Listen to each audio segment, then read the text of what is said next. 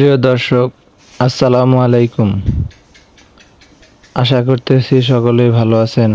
সকলের সুস্বাস্থ্য কামনা করে আজকে ভিডিওটি শুরু করতেছি।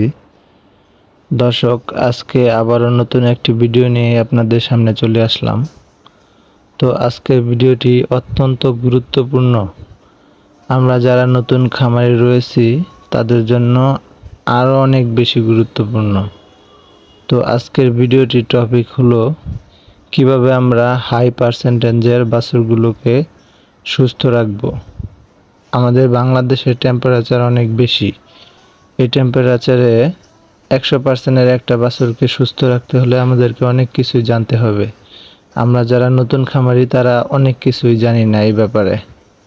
অতএব পুরোটি ভিডিও জুড়ে আমাদের সঙ্গেই থাকুন। আশা করতেছি আপনারা উপকৃত হবেন ইনশাল্লাহ। প্রিয় খামারি ভাইরা, আমরা যারা গাভীর সেক্টরের সাথে জড়িত আছি, আমাদেরকে এই সেক্টর ডেভেলপমেন্ট করতে হলে সর্বপ্রথম যে বিষয়টা আমাদেরকে জানতে হবে তা হলো গরুর জাত উন্নয়ন আমরা কিভাবে করব। এই সেক্টরে সবচেয়ে গুরুত্বপূর্ণ বিষয় হলো একটি গাভী তৈরি করা। আপনি যদি আপনার গোয়ালে একটি ভালো মানের গাভী তৈরি করতে না পারেন তাহলে আপনার খামার জীবন বৃথা। আপনি এই সেক্টরে কোনো রকম উন্নয়ন করতে পারবেন না। আপনার দুধের প্রোডাকশন কমে যাবে, আপনার খামারে আপনি লস করবেন। তো আপনাকে জাত উন্নয়ন করতে হলে প্রথমত যে বিষয়টা জানতে হবে তা হচ্ছে একটি ভালো মানের বুলের সিমেন্ট আপনার গাভীতে ইনসেমিনেশন করতে হবে। তো এটা কিভাবে করবেন? আপনাকে জানতে হবে কোন বুলের সিমেন্ট থেকে ভালো ভালো বাচ্চা উৎপাদন হবে, মানে যে বাচ্চাটার মেরিট ভালো হবে, দুধের বৈশিষ্ট্য ভালো হবে, দুধে ফ্যাট পার্সেন্টেজ ভালো থাকবে, এরকম একটা বুলের সিমেন্ট আপনার গাভীতে প্রয়োগ করতে হবে। তাহলে আপনার গাভীতে যেসব বকনা হবে তার জাত উন্নয়ন হবে, সেইগুলো প্রোডাকশনে আসলে অনেক বেশি দুধ দিবে এবং কি আপনার খামার সমৃদ্ধ হবে। ভালো মানের সিমেন্ট প্রয়োগ করতে যাওয়ার ফলস্বরূপ আমাদের অনেক সমস্যা হয়ে থাকে। যেমন আমাদের ওয়েদারে ফ্রিজিয়ান গরুর যে টেম্পারেচার প্রয়োজন তার চাইতে অনেক বেশি টেম্পারেচার থাকে, গরমের প্রভাব অনেক বেশি, যার ফলে আমরা ভালো পার্সেন্টেজের বাছুর আমাদের ওয়েদারে টিকাতে পারি না। বাছুরগুলো কিছুদিনের ভিতরেই মারা যায়, যার ফলে আমরা খামারের লস করি। আমরা যারা জানি না তারা কখনোই 100%-এর কোনো সিমেন্ট আমাদের গাভীতে প্রয়োগ করব না। আগে শিখতে হবে, বাছুর লালন পালন সম্পর্কে জানতে হবে, তারপর 100%-এর সিমেন্ট আপনাদের খামারে প্রয়োগ করবেন, অন্যথায় আপনার বাছুরটি প্রাণ হারাবে। তো আপনারা 100%-এর বাছুর কীভাবে লালন পালন করতে হবে তার সম্পর্কে কিছু ধারণা দেব আজকে। 100%-এর বাছুরগুলো আপনাকে অবশ্যই শীতল ঠান্ডা জায়গায় রাখতে হবে।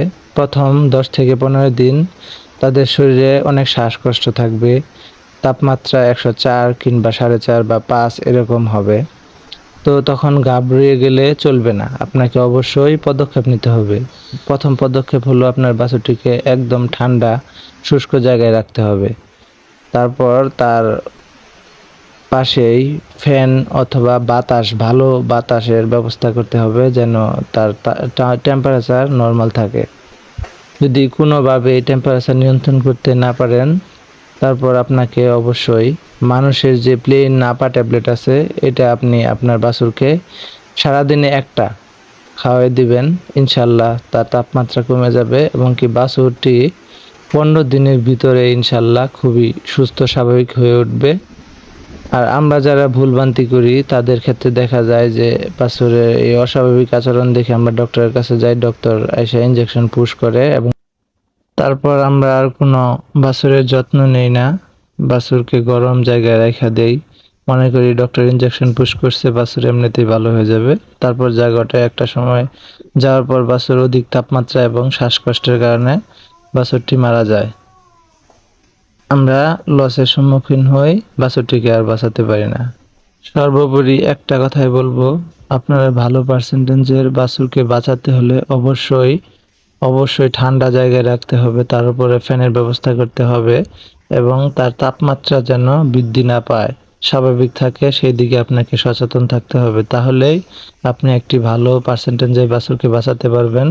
আপনার খামার সমৃদ্ধ হবে, আপনার খামারে ভালো উন্নত জাতের গাভী তৈরি হবে এবং আপনি একজন সফল খামার হিসেবে উত্তীর্ণ হতে পারবেন, অন্যথায় লসের সম্মুখীন হবেন। আপনার খামারকে টিকিয়ে রাখতে পারবেন না, কিছুদিনের ভিতরে আপনার খামারটি বন্ধ হয়ে যাবে, দুধের উৎপাদন থাকবে না, খুবই একটা কষ্টকর পরিবেশের ভিতরে আপনি পড়ে যাবেন। তো সকলে ভালো থাকবেন, সকলের সুস্বাস্থ্য কামনা করতেছি, সকলে ভালোভাবে আপনার খামারকে পরিচালনা করেন, ইনশাল্লাহ অনেক ভালো রেজাল্ট পাবেন। আল্লাহ হাফেজ।